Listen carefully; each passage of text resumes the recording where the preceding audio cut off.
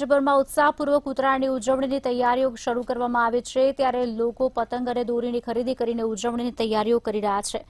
આવા સમયે કાચના માંજા, પાયેલી દોરીઓ અને ચાઇનીઝ દોરીઓ ઘાતક સાબિત થાય છે, ત્યારે વાહન ચાલકો પર દોરીના લીધે વધુ અકસ્માતો થવાની શક્યતા હોય છે, જેને લઈને અમદાવાદ દિલ્હી દરવાજા ખાતે એનજીઓ દ્વારા સેફટી ગાર્ડ લગાવવામાં આવ્યા હતા।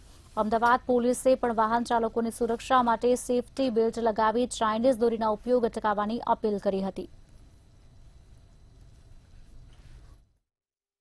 ઉત્તરાયણની અંદર લોકોને સુરક્ષિત રાખવા માટે અલગ અલગ પ્રકાર એનજીઓ છે તે જે સ્કૂટર હોય છે તેની બહાર જે એક સેફટી માટે સળિયા છે તે લગાવતા હોય છે। દિલ્હી દરવાજા ખાતે પણ આવી જે કામગીરી છે તે એનજીઓ દ્વારા કરવામાં આવી છે અને સાથે પોલીસ પણ લોકોનો સાથ જે છે તે આપી રહ્યા છે। સાથે જે લોકો હેલ્મેટ પહેરીને જે પાલન કરી રહ્યા છે કાયદાનું, તેઓ માટે જે સુરક્ષા છે તે વધારે થાય અને સાથે દોરી જે કાચ પાયેલા જે માંજા છે અને સાથે જ ચાઇનીઝ દોરીનો જે ભોગ લોકો ના બને તે માટેનો જે પ્રયાસ છે તે હાલ કરવામાં આવી રહ્યો છે અને સાથે જ લોકોના જીવ બચે તેવો પણ પ્રયાસ કરવામાં આવ્યો છે। શરીફભાઈ, કેટલા સમયથી આપણે કામગીરી કરીએ છીએ? સર, ઘણા બધા સમયોથી કામ કરીએ છીએ દિલ્હી દરવાજા। હું શરીફભાઈ ને એલ ડિવિઝનમાં પોલીસ મિત્ર પણ છું ને ઘણા બધા સમયથી સામાજિક કાર્યો કરીએ છીએ। અહીંયા ઉત્તરાયણમાં પ્રોગ્રામ બી કરીએ છીએ, પક્ષી બચાવવાનો એ પણ બધા લગાવીએ છીએ ને બધી રીતના સેવાના સમયમાં આપણે અહીંયા એલમાં અમે હાજર હોઈએ છીએ। અમારી સાથે બધા અધિકારીઓ હાજર હોય છે। આ જરૂરીમાં અત્યારે છે ને અમે દિલ્હી દરવાજા સર્કલ પર 100 લગાવવાના છે, પછી બીજી બધી જગ્યામાં લગાવવાના છે। અમે લગભગ 500 થી 600 સળિયા લાવ્યા છે ને બધા સર્કલ પર લગાવવાના છે સાહેબ અમે લોકો। અચ્છા સર, હેલ્મેટ એટલે કાયદાનું જે પાલન કરે છે સાથે આ પણ સુરક્ષિત, બંને રીતે સુરક્ષા રાખી શકાય? હાલે, જે હેલ્મેટ પહેરવું એ તો ફરજિયાત છે, એનાથી પણ જીવ બચે છે અને અત્યારે જે આપણે સેફ્ટી ગાર્ડ લગાવીએ, ઉત્તરાયણનો મહાપર્વ આવે છે એટલે એમાં સેફ્ટી ગાર્ડ લગાવીએ એટલે આપણે પોતે જાન બચાવી શકીએ।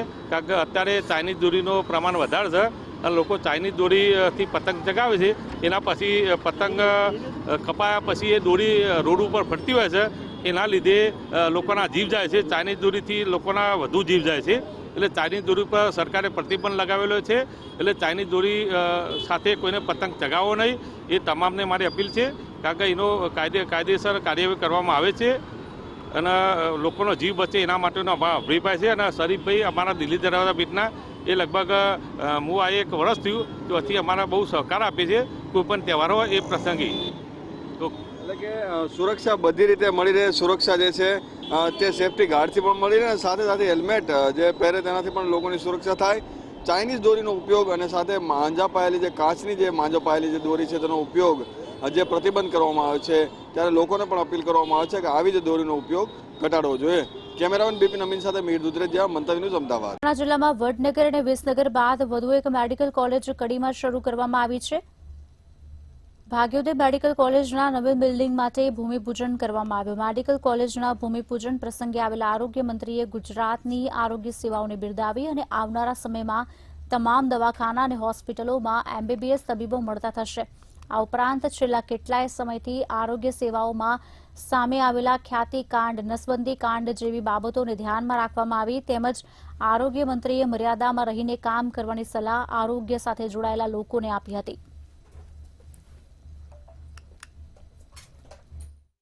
ગુજરાતની અંદર 40 મેડિકલ કોલેજ હતી અને 7050 સીટો હતી, પરંતુ આનંદનો વિષય છે કે મહેસાણા જિલ્લાની અંદર આ ત્રીજી આપણી મેડિકલ કોલેજના હોસ્પિટલ ચાલુ થઈ રહી છે। લગભગ 40-50 વર્ષ જૂની આ ભાગ્યોદય હોસ્પિટલ, એનો સેવાનો વ્યાપ સમગ્ર અને એની ઓપીડી, આઈપીડી, સર્જરી આ બધામાં ખૂબ મોટી સેવા આ વિસ્તારને મળી રહી હતી, પરંતુ કડીના નાગરિકો અને કડીના સુજ્ઞ નાગરિકો અને જે સંપન્ન થયેલા છે એ બધાએ બીડું ઝડપ્યું અને આવતા સમયમાં જે મેડિકલ કોલેજ બનાવવાનું સ્વપ્ન આ વર્ષથી પૂરું થયું છે। અહીંયા આગળ આ વર્ષે પણ વિદ્યાર્થીઓ મળી ગયા છે અને જે ભૂમિદાન જે લોકોએ કર્યું છે, અત્યારે વ્યવસ્થાઓ તો ચાલુ જ થઈ છે, પરંતુ અહીંયા નવીન મકાનોનું ખાતમુહૂર્તનો આજનો કાર્યક્રમ હતો। અમારી પાસે 40 વર્ષથી ભાગ્યોદય મલ્ટી સ્પેશિયાલિટી હોસ્પિટલ ઓલરેડી છે, 425 બેડની હોસ્પિટલ છે। એ સિવાય અમારા કડીમાં, કડી આમ ગામ નાનું છે પણ લગભગ અમે 7 સંસ્થાઓ ભેગા થઈને એજ્યુકેશનની લગભગ 75,000 વિદ્યાર્થીઓ ભણાવીએ છીએ। એન્જિનિયરિંગ કોલેજો અને બધું જ અમારી પાસે હતું, પણ કડીનું એક સ્વપ્ન હતું કે ભાઈ આપણી પાસે એકલી મેડિકલ કોલેજ નથી. એટલે અમે ગયા વર્ષે નવેમ્બરમાં ભેગા થયા, નવેમ્બર 23માં, અને એ પ્રયાસ ચાલુ કર્યો. અને નવેમ્બર 24માં આપણી પાસે 100 વિદ્યાર્થીની સીટની એક મેડિકલ કોલેજ આપણે ચાલુ કરી દીધી. એ અત્યારે 2 વર્ષ સુધી એક બીજા ભવનમાં રહેશે. આજે જે આપણે ભૂમિપૂજન કર્યું એનું બિલ્ડિંગ 150 MBBS ડૉક્ટરો બને, 150 સીટનું આપણે ભૂમિપૂજન જે આજે કર્યું એ લગભગ અમે 1.5 વર્ષમાં પૂર્ણ કરીશું.